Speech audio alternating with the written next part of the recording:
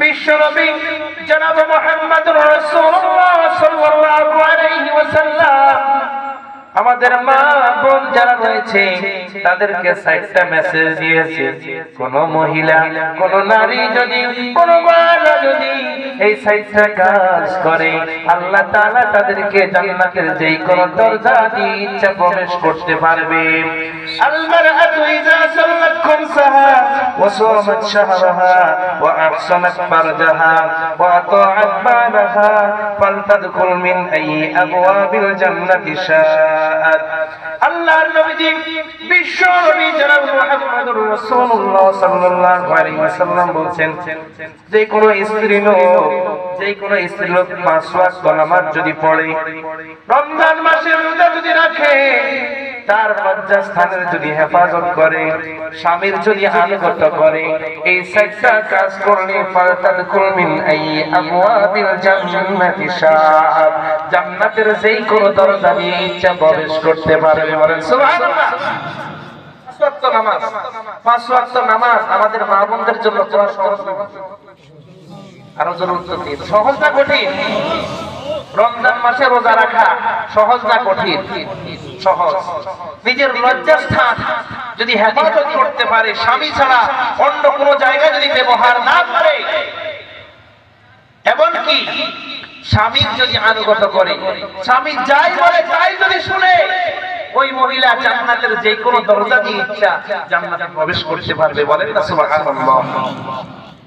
অন্য হাদিসে বিশ্বনবী বলেছেন, আইয়ু ইমরাতিন মাতাত ওয়া যাওজুহা আনহা রাদিন দাখালাতিল জান্নাহ, যে স্ত্রী লোকের মৃত্যু এমন অবস্থা হইবে যে তাহার স্বামী তাহার উপর সন্তুষ্ট ছিলেন, নিশ্চয় সেই বেহেশতি। বলেন সুবহানাল্লাহ।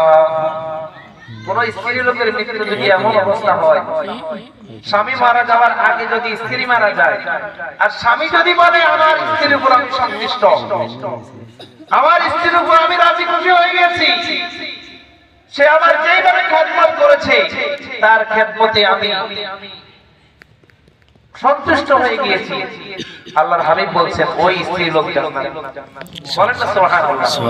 আর আমাদের দেশে এখন নারীরা ঠিকমতো স্বামীর কথা শুনে অন্য পরপুরুষকে দেখানোর জন্য স্বামী সুন্দর শাড়ি কাপড় কিনে দেয়, স্নো পাউডার কিনে দেয়, সব কিছু কিনে দেয়, স্বামীকে দেখায় না। কোন জায়গায় বিয়ে অনুষ্ঠানে গেলে আইরে শ্বাস, কত রং বেরঙের শ্বাস মরে, স্বামী যখন ঘরে আসে ছিঁড়া কাপড় পরে, কথা বলে ঠিক মতো দাঁতও মাজে না, কথা আপনার স্নো পাউডার এগুলো মাখে না, অথচ যে সৌন্দর্য দেখানোর কথা ছিল স্বামীকে, সেই সৌন্দর্য দেখায় দোকানদার, ভ্যান চালক, রিকশা চালক। কথা বলে আজকে আমাদের দেশে মা বোনেরা স্বামীর কথা শুনে না, বেশিরভাগ তারা ইউটিউব, ফেসবুক, তারপরে বিভিন্ন ডিভাইস নিয়ে, বিভিন্ন সিরিয়াল নিয়ে, স্টার জলসা, জি বাংলা নিয়ে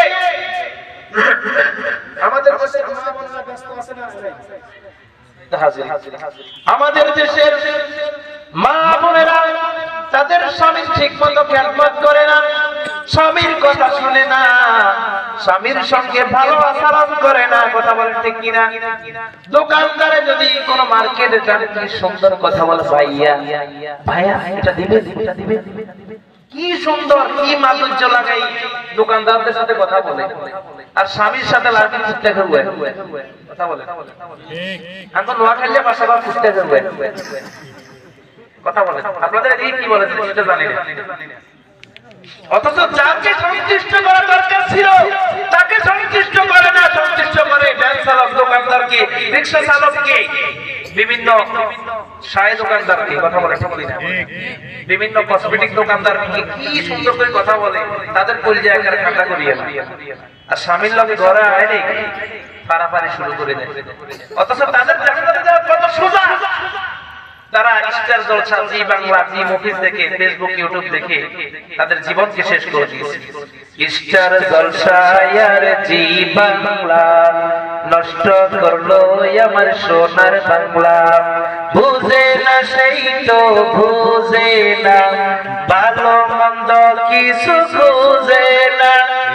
আরো আছে দেখো জন্মপুর, ঝগড়াঝাটি যে তাই সকাল দুপুর। এখন শুরু হয়েছে আবার কিরণ মালা, এই যেন নতুন ঝামেলা। রঙনুরাগ আছে আছে রাশি, শিখতে চাইলে ভবে ভালোবাসাবাসি। মন নিয়ে এখন শুধু কাছাকাছি, চেরে দে মায়াবী কান্দাবাসি। নামাজ রোজা ছাড়তে পারে ওরা, স্বামীর সংসার ছাড়তে পারে ওরা। ছাড়বে না হিন্দি সিরিয়াল, ছাড়বে না পাখি সিরিয়াল। ইষ্টের জলসা ঘরে ঘরে বাঁধাইছে গোলমাল। কাদের মেয়ে মর্জি না সেই হিন্দি ছবির পাগল সে, পাশের বাড়ির মদন রে কয় তুমসে প্যার করতি হো। ঠিক না? ইস্টার জলসা জি বাংলা জি মুভি জি এই বাজার আমাদের ঘরে লাগাইছে। ওই ইস্টার জলসা ফাঁকি জামা কিনতে হবে, ওই জামা সেই জামা কিনতে হবে। কথা বলে কোথায় পাবে স্বামী, কোথায় পাবে?